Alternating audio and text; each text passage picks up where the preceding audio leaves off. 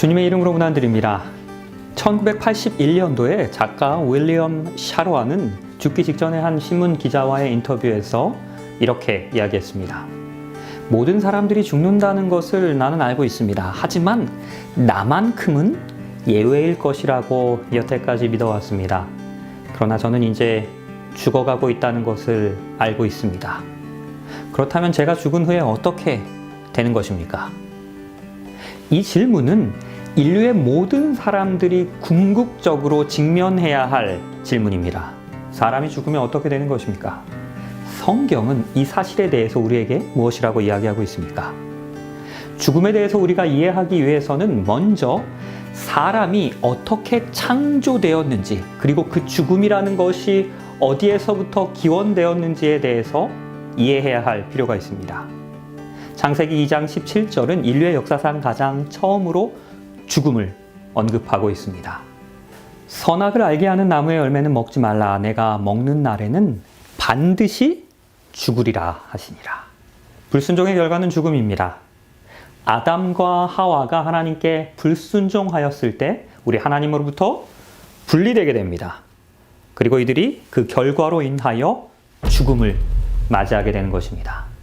그러나 사탄은 뱀을 통하여 이와는 전혀 다른 주장을 펼치고 있습니다. 뱀이 여자에게 이르되 너희가 결코 죽지 아니하리라. 우리 하나님께서 죄의 결과는 죽음이라고 말씀하셨습니다. 그러나 사탄은 이 하나님의 분명한 말씀에 정면으로 반박하는 것입니다. 바로 이것이 성경에 기록된 최초의 거짓말입니다. 안타깝게도 아담과 하와는 그 거짓말을 믿게 됩니다. 그리고 그 금지된 선악과를 먹음으로 인하여, 그리고 그 불순종으로 인하여 이 세상 가운데 죽음이 임하게 되었던 것입니다. 그리고 여전히 인류는 그 거짓말을 믿고 있습니다. 사람의 몸은 죽을지라도 그 영혼은 여전히 살아서 귀신이 된다는 영혼 불멸설을 이 세상에서는 믿고 있습니다. 이는 사단의 거짓말에서부터 비롯된 사상입니다. 영혼에 대한 이해를 위해서 우리는 먼저 창조에 대해서 이해해야 합니다. 여호와 하나님이 땅의 흙으로 사람을 지으시고 그 생기를 그 코에 불어넣으시니 사람이 생령이 되었습니다. 우리는 이 세 단어를 기억해야 합니다. 흙에 생기가 더해졌을 때에 생령이 되었던 것입니다. 아담과 하와가 창조되었을 때 그들에게 따로 영혼이라는 것이 주입되지는 않았습니다. 성경은 아담 그 자체가 살아있는 영혼, 즉 생령이라고 말하고 있습니다. 하나님의 눈에 우리는 영혼인 것입니다. 성경은 인간에게 영혼이 있다가 죽을 때 그 영혼이 하나님께로 돌아간다라고 가르치지 않습니다. 바로 이것이 창조의 공식입니다. 흙에 생기가 더해졌을 때 생령, 살아있는 영혼이 되는 것입니다. 시편 146편 4절에서도 이것에 대해서 그의 호흡이 끊어지면 흙으로 돌아가서 그날에는 그 생각이 소멸된다라고 우리에게 이야기하고 있습니다.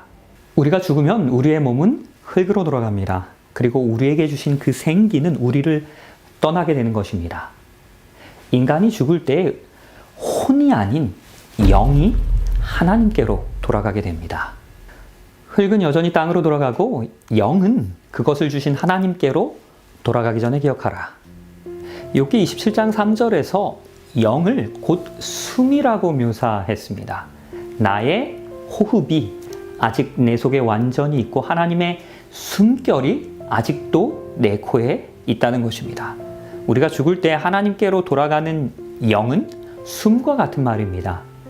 생기는 살아있거나 의식이 있는 것을 의미하기보다는 사람을 살리는 하나의 생명력을 뜻하는 것입니다. 우리가 죽을 때 숨이 하나님께로 돌아간다는 말인 것입니다. 그러하기에 죽은 사람에게는 의식이 없는 것입니다. 산 자들은 죽을 줄을 알되 죽은 자들은 아무것도 모르는 것입니다.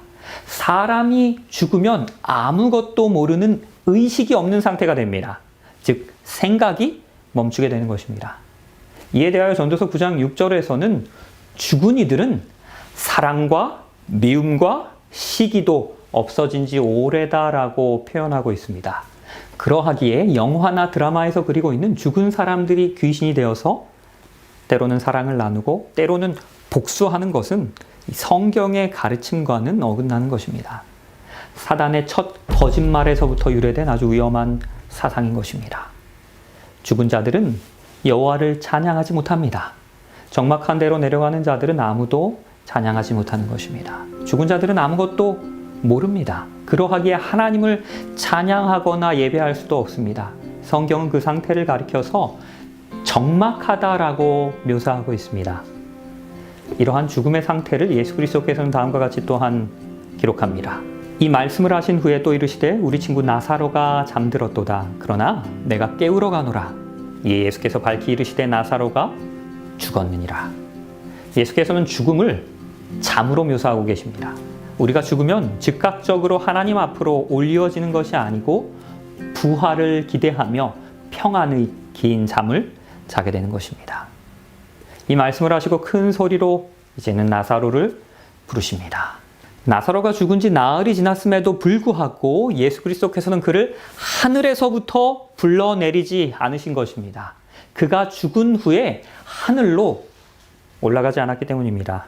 예수님께서는 나사로를 그가 장사되었던 그 무덤에서부터 불러내셨습니다.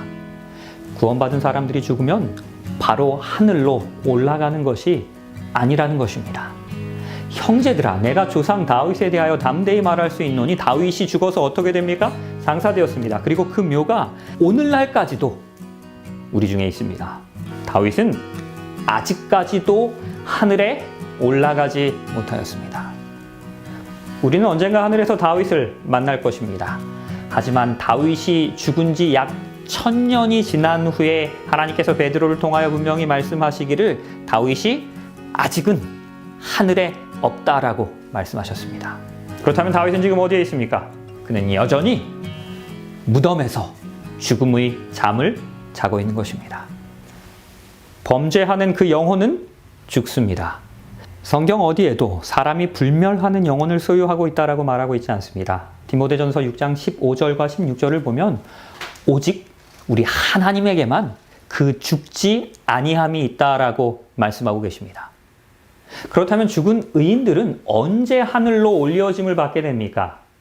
이에 대해서 고린도전서 15장에서는 이와 같이 답변합니다. 보라, 내가 너희에게 비밀을 말합니다. 우리가 다 잠잘 것이 아니요 마지막 나팔의 순식간에 홀연히 다 변화됩니다. 그 나팔 소리가 날 때에 죽은 자들이 썩지 아니할 것으로 다시 살아납니다. 부활합니다. 그리고 우리가 변화될 것입니다. 바울은 죽은 자들이 마지막 나팔 소리가 날 그때까지 자고 있을 것이다 라고 분명히 말하는 것입니다. 마지막 나팔 소리가 아직 울리지 아니하였기에 아직도 죽은 자들은 깨어서 하늘로 가지 못하고 있는 것입니다. 이 죽은 자들을 깨우는 이 부활의 나팔 소리는 예수 그리스도의 재림의 때에 울려 퍼지게 될 것입니다. 주께서 호령과 천사장의 소리와 하나님의 나팔 소리로 친히 하늘로부터 강림하십니다. 그때 그리스도 안에서 죽은 자들이 먼저 일어나는 것입니다. 예수 그리스도께서 세상에 다시 오실 때에 그 나팔 소리 울려 퍼지게 될 것입니다. 그 재림의 나팔 소리에 죽은 의인들은 부활하는 것입니다. 부활에는 두 종류의 부활이 있습니다. 이를 놀랍게 여기지 말라. 무덤 속에 있는 자들이 다 그의 음성 들을 때가 옵니다. 선한 일을 행한 자는 첫 번째 부활입니다. 생명의 부활로, 그리고 악한 일을 행한 자는 두 번째 부활입니다. 심판의 부활로 나오게 되는 것입니다. 예수 그리스도께서 재림하실 때에 그리스도 안에서 죽은 자들이 먼저 일어나게 됩니다. 이를 가리켜서 생명의 부활이라고 우리는 이야기합니다. 그리고 악인들을 위한 심판의 부활은 그 후에 다른 때에 일어나게 될 것입니다. 이 부분에 대해서는 다음 과인 11과와 그리고 12과에서 구체적으로 다루도록 하겠습니다. 욥기 7장입니다. 구름이 사라져 없어진 같이 스올로 내려가는 자는 다시 올라오지 못합니다. 그리고 그는 다시 자기 집으로 돌아가지 못할 것입니다. 그리고 자기의 처소도 다시 그를 알지 못하게 됩니다. 그러나 이 말씀과는 정반대가 되는 죽으면 우리가 귀신이 되어서 우리의 집에 다시 돌아온다는 그 사상이 오늘날의 대중문화 가운데 널리 퍼져 있습니다. 이를 가리켜서 우리는 강신술이라고 이야기합니다. 영화나 책을 보면 죽은 사람들과 대화하는 그 심령술사들, 뱀파이어, 마법 등이 자주 등장합니다. 이는 모두 아담과 하와에게 결코 죽지 아니하리라 라고 이야기한 그 사탄의 거짓말에서부터 비롯되었습니다. 그래서 사람들은 죽으면 귀신이 된다고 믿는 것입니다. 그러나 사실 죽은 자들은 무덤 가운데 잠들어 있는 것입니다. 그들은 귀신의 영입니다. 이적을 행하는 것입니다. 강신술은 마지막 때에 강력한 영향력을 미치게 될 것입니다. 죽은 자들의 상태에 대하여 바르게 알고 믿는 자들이 사탄의 기만에 미혹되지 않을 것입니다. 죽음에 관한 성경의 진리는 바로 이것입니다. 예수 그리스도께서 이르십니다. 나는 부활입니다. 생명입니다. 나를 믿는 자는 죽어도 살 것입니다. 만일 사람이 죽은 후에 바로 하늘로 올리워진다면 우리에게는 부활이 필요가 없는 것입니다.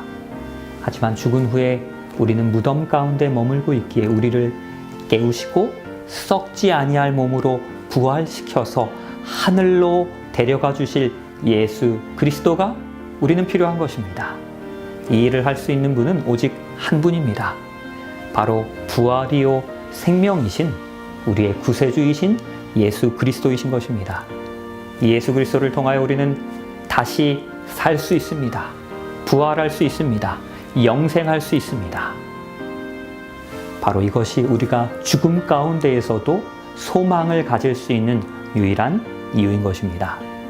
생명이신 예수 그리스도를 통하여 우리가 다시 살 수 있기 때문입니다.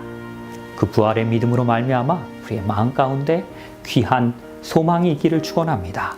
그 부활이신 생명이신 진리이신 우리의 구원자 되시는 예수 그리스도를 이 시간 우리의 마음 가운데 개인의 구주로 영접하게 되시기를 주님의 이름으로 축원합니다.